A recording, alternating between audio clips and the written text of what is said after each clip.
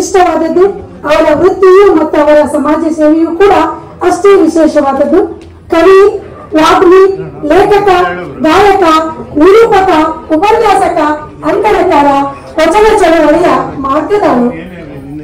ಬಹುಮುಖ ಪ್ರತಿಭಾ ಸಂಪನ್ನ ಎಂದು ಹೆಸರಾಗಿರುವ ಶ್ರೀ ಎಸ್ ಪಿನಾಕ ಪಾಣಿಯವರು 37/1968ರಂದು ಪಂಡಿತ ಕೆಪಿ ಶಿವಲಿಂಗಯ್ಯ ಮತ್ತು ಶ್ರೀಮತಿ ಪಾರ್ವತಮ್ಮ ದಂಪತಿಗಳ ಸುಪುತ್ರರಾಗಿ ಜನಿಸುತ್ತಾರೆ.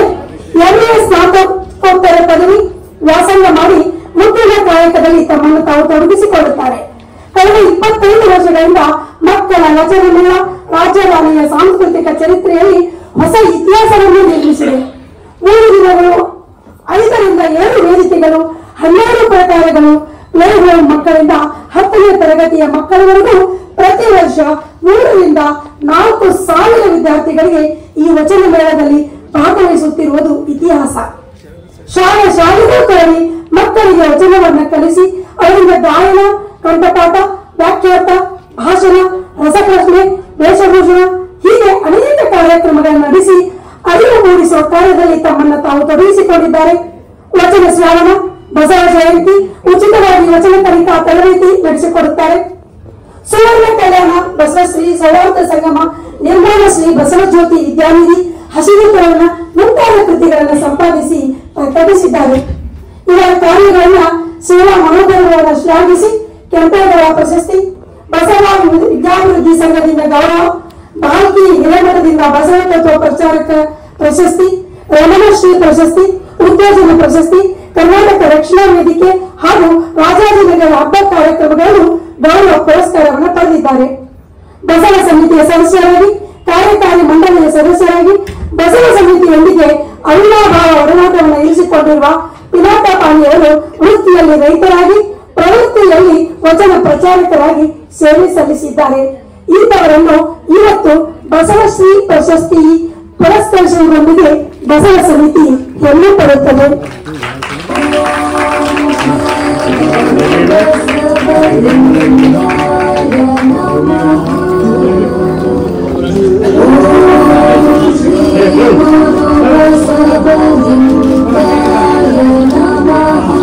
ಆಗ ನಾನಿದ್ದು ಯಾರ್ಯಾರ ನೆನೆದೇನ, ಅನ್ನ ಬಸವಣ್ಣನ ನೆನೆದೇನ, ಅನ್ನ ಬಸವಣ್ಣನ ನೆನೆದೇನ ಒಡನೆ ಕಲ್ಯಾಣ ಶರಣರ್ಗೆ ನಮಿಪೇನ, ಕಲ್ಯಾಣ ಶರಣರ್ಗೆ ನಮಿಪೇನ. ಈ ನಾಡಿನಲ್ಲಿ ವಿಚಾರ ಕ್ರಾಂತಿಯನ್ನು ಬಿತ್ತಿ ಸಮ ಸಮಾಜವನ್ನು ಕಟ್ಟಿ ಸ್ತ್ರೀಯರಿಗೆ ಸಮಾನ ಅವಕಾಶವನ್ನು ನೀಡಿ ಅಸ್ಪೃಶ್ಯ ಅಂತ ಅಣೆಪಟ್ಟುವತ್ತವರನ್ನ ಒಪ್ಪಿಕೊಂಡು ಜೊತೆಗೆ ಕರೆದುಕೊಂಡು ಹೋದಂತಹ, ಎಲ್ಲರಿಗೂ ಅಕ್ಷರವನ್ನು ಕಲಿಸಿದಂತಹ, ದಾಸೋಹವನ್ನು ಉಣಬಡಿಸಿದಂತಹ, ಕಾಯಕದ ಮಹತ್ತನ್ನು ಸಾರಿದಂತಹ ಮಹಾತ್ಮ ವಿಶ್ವಗುರು ಬಸವಣ್ಣ ಮತ್ತು ಎಲ್ಲ ವಚನಕಾರರಿಗೆ ಮನದಲ್ಲಿ ಸ್ಮರಿಸಿ ಈ ವೇದಿಕೆಯಲ್ಲಿ ಆಸೀನರಾಗಿರ್ತಕ್ಕಂಥ ನನ್ನ ಬಗ್ಗೆ, ನಮ್ಮ ಬಳಗದ ಬಗ್ಗೆ ಅತ್ಯಂತ ಪ್ರೀತಿ ಅಂತಃಕರಣ ಇಟ್ಕೊಂಡಿರ್ತಕ್ಕಂಥ ಪೂಜ್ಯ ಬೆಳ್ಳಿಮಠದ ಪೂಜ್ಯರಿಗೆ ಮತ್ತು ಪೂಜನೀಯ ಡಾಕ್ಟರ್ ಗೋವಿಂದ ಅವರ ಪಾದಾರದಲ್ಲಿ ಪುನಃ ಕೊಟ್ಟು ಈ ನಾಡಿನಲ್ಲಿ ಶಿಕ್ಷಣ ಸಚಿವರಾಗಿ ಸಿಇಟಿ ಅವರು ಮಾಡಿದ ನೆನಪಿದೆ. ನಮ್ಮ ವೀರಪ್ಪಮೊಯ್ಲಿ ಸಾಹೇಬರು ಸಿಇಟಿಯಿಂದ ಸಾವಿರಾರು ಲಕ್ಷಾಂತರ ವಿದ್ಯಾರ್ಥಿಗಳು ಇಂಜಿನಿಯರಿಂಗ್ ಓದಲು ಸಾಧ್ಯ ಆಯಿತು ಅವರು ಶಿಕ್ಷಣ ಸಚಿವರಾಗಿ ಮಾಡಿದಾಗ. ಅಂತಹ ಸಾಂಸ್ಕೃತಿಕ ಸಂಪನ್ನ ರಾಜಕಾರಣಿಗಳಾದಂತ ವೀರಪ್ಪಮೊಯ್ಲಿ ಅವರಲ್ಲಿ, ಹಿರಿಯರಾದ ಮಾತೆ ನಮ್ಮ ಲೀಲಾದೇವಿ ತಾಯಿಯವರಲ್ಲಿ, ಸಿದ್ದೇದೇವರಲ್ಲಿ, ಅಭಿನಂದಿತ ಚಂದ್ರಶೇಖರ್ ಅವರಲ್ಲಿ ಮತ್ತು ಮುಂದೆ ಕುಂತಿರತಕ್ಕಂಥ ಸುಶೀಲಮ್ಮನವರು ಸೇರ್ಕೊಂಡಂಗೆ, ನಮ್ಮ ಕೊಂಡಜಿ ಶಂಭಕಪ್ಪರು ಸೇರ್ಕೊಂಡಂಗೆ ಎಲ್ಲ ಬಸವ ಬಂಧುಗಳಲ್ಲಿ ನನ್ನ ಶರಣಾರ್ಥಿ. ಇದು ನನ್ನ ಅಂದ್ರೆ ತಪ್ಪಾಗುತ್ತೆ. ನಮ್ಮ ವಚನ ಜ್ಯೋತಿ ಬಳಗ ಕಳೆದ 28 ವರ್ಷಗಳಿಂದ ಈ ಕೆಲಸ ಮಾಡ್ತಾ ಇದ್ದೇವೆ. ಮಕ್ಕಳಲ್ಲಿ ವಚನದ ಪರಿಚಯವನ್ನು ಮಾಡೋ ಕೆಲಸ ನಾವು ಮಾಡ್ತಾ ಇದ್ದೇವೆ. ಯಾಕಂದ್ರೆ ನಾವು ಬರೋದನ್ನ ನಮ್ಮೆಲ್ಲ ಕಾರ್ಯಕ್ರಮ ನೋಡ್ತೀವಿ, ಎಲ್ಲ 60+ ಬಿಡಿದಲ್ಲಿ ಬರ್ತೇವೆ. ಅವ್ರಿಗೆಲ್ಲ ಧರ್ಮ ಗೊತ್ತಿರುತ್ತೆ, ಸಾಹಿತ್ಯ ಗೊತ್ತಿರುತ್ತೆ, ಸಂಸ್ಕೃತಿ ಗೊತ್ತಿರುತ್ತೆ. ಅವ್ರು ಹೇಗೆ ಅಳವಡಿಸ್ಕೊಂಡಿದ್ದಾರೆ, ತತ್ವ ಪಾಲನೆ ಮಾಡಿದ್ದಾರೆ ಅಂತ ಅವರ ಆತ್ಮಾವರ್ತನ ಬಿಟ್ಟರೆ ಅದು ಬೇರೆ ಬೇರೆ ಮಾತಾಗ್ತದೆ. ಹಾಗಾಗಿ ಇಂಗ್ಲಿಷ್ ನ ಮೋಹದಲ್ಲಿ ಭ್ರಮೆಯಲ್ಲಿ ಇರತಕ್ಕಂಥ ನಮ್ಮ ಮಕ್ಕಳಿಗೆ ವಚನದ ಪರಿಚಯವನ್ನು ಮಾಡಿಕೊಡೋ ಕೆಲಸವನ್ನ ನಮ್ಮ ವಚನ ಜ್ಯೋತಿ ಬಳಗ ಕಳೆದ 28 ವರ್ಷಗಳಿಂದ ಮಾಡ್ತಾ ಇದೆ. ನಮ್ಮ ಮಕ್ಕಳ ವಚನ ಮೇಳ ಪೂಜ್ಯ ನೋಡಿದ್ದಾರೆ, ಅರವಿಂದ ನೋಡಿದ್ದಾರೆ, ಇಲ್ಲಿ ಬಹಳಷ್ಟು ಜನ ನೋಡಿದ್ದೀರಾ.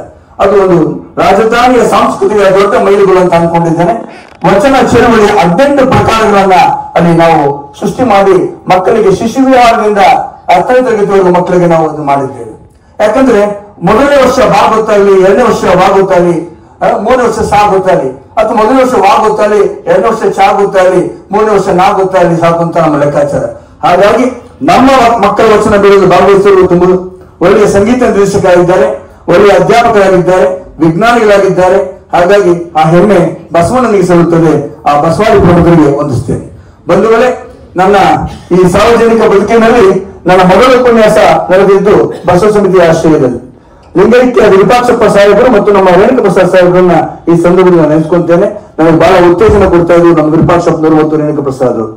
ಮತ್ತು ಬಿರಿಜತ್ತಿ ಸಾಹೇಬರನ್ನು ಸಹ ನಾನು ಹತ್ತಿರದಿಂದ ನೋಡಿರತಕ್ಕಂಥ ಭಾಗ್ಯ ನನ್ನದಾಗಿದೆ.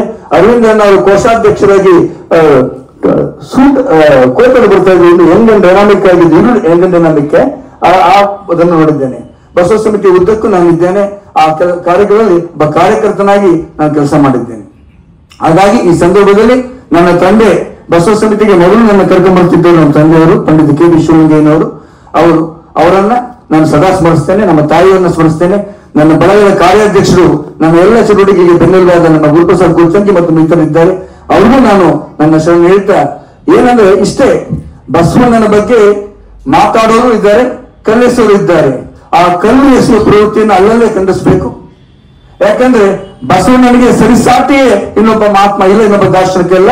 ವಿಶ್ವದಲ್ಲಿ ಅತ್ಯಂತ ಶ್ರೇಷ್ಠವಾದ, ಅತ್ಯಂತ ವಿನೂತನವಾದ, ಅತ್ಯಂತ ಸರಳ ಸಜ್ಜನಿಕೆಯ ಒಬ್ಬ ದಾರ್ಶನಿಕ ಇದ್ದಾನೆ ಅಂದ್ರೆ ಅದು ಬಸವಣ್ಣ.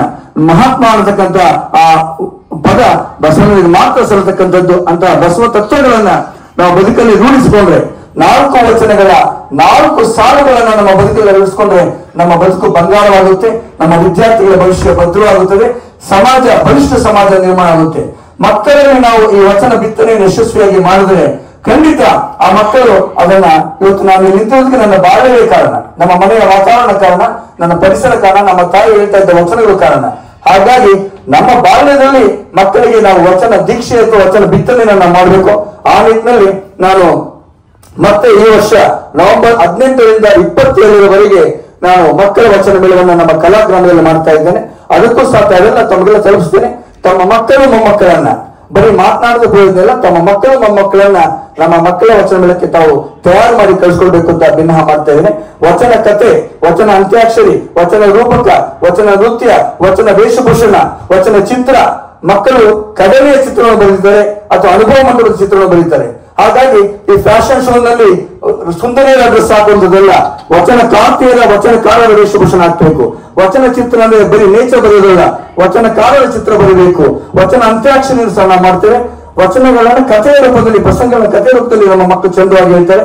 ಹಾಗಾಗಿ ಈ ಮಕ್ಕಳ ವಚನ ಮೇಳಕ್ಕೆ ತಮ್ಮೆಲ್ಲರ ಬೆಂಬಲ ಸಹಕಾರ ಇರಲಿ ಅಂತ ಚಿಕ್ಕೇರಿ ಸಾಹೇಬರನ್ನು ನಾನು ಕೇಳ್ತಾ, ನಾನು ನನ್ನ ಮಾತು ಮುಗಿಸೋಕ್ಕಿಂತ ಮುಂಚೆ ಒಂದೇ ಅಂದ್ರೆ ಕಾಯಕ್ಕೆ ಕಲಿಸಿದವನು ಬಸವಣ್ಣ, ದಾಸೋಹ ಬಿತ್ತಿದವನು ಆ ಪಲ್ಲವಿ ಹಾಡಿ ನಾನು ಮುಗಿಸ್ತೇನೆ.